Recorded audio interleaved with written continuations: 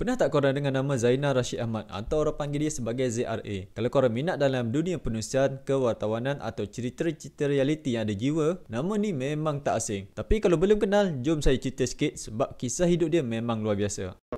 Dari Alustar sampai ke bumi Palestin, dari dunia berita sampai ke karya sastra, ZRA ni boleh dikatakan penulis yang menulis dengan hati, bukan sekadar dengan tangan. Zainal Rashid Ahmad ni lahir pada 30 Jun 1967 di Alustar, Kedah. Dari muda lagi dia memang suka menulis. Bila dah masuk dunia kewartawanan, dia tak jadi macam wartawan yang biasa yang duduk depan komputer je. Dia sanggup turun padang, cari sendiri cerita dan tengok dengan mata kepala dia sendiri apa yang berlaku. Dalam dunia sastra pula, dia guna nama panel ZRA yang akhirnya jadi satu nama besar dalam dunia media dan penulisan di Malaysia. Kerjaya dia bermula sekitar tahun 90-an. Pernah kerja dengan Utusan Group, Astro dan NTV7. Tapi yang paling orang ingat, dia antara wartawan pertama yang berjaya menyelinap masuk ke Israel dan Palestin untuk buat liputan dokumentari. Bukan semua orang berani buat benda tu. Dia pergi sendiri ke tempat konflik semata-mata nak tunjuk kepada dunia apa yang sebenarnya berlaku di sana. Dari pengalaman itulah lahir dokumentari Ziarah Gaza pada tahun 2005 dan Kembara Palestin pada tahun 2008. Dua-dua ni memang bukti keberanian dan ikhlasan dia dalam dunia kewartawanan. Selain wartawan, ZRA ini juga salah seorang pengasas TV Al-Hijrah. Kat sana, dia pernah jadi Senior Vice President bahagian strategi media, pemasaran dan produksi. Banyak rancangan berunsur Islamik dan ilmiah yang wujud hasil dia dan sentuhan dia. Bagi ZRA, media bukan sekadar untuk hiburan tapi untuk mendidik dan memberi nilai pada masyarakat. Lepas tu, dia tubuhkan platform sendiri yang dipanggil ZRA Stream, fokus pada dokumentari dan kandungan tempatan yang ada mesej dan makna. Dalam dunia sastra, dia bukan calon-calon orang juga.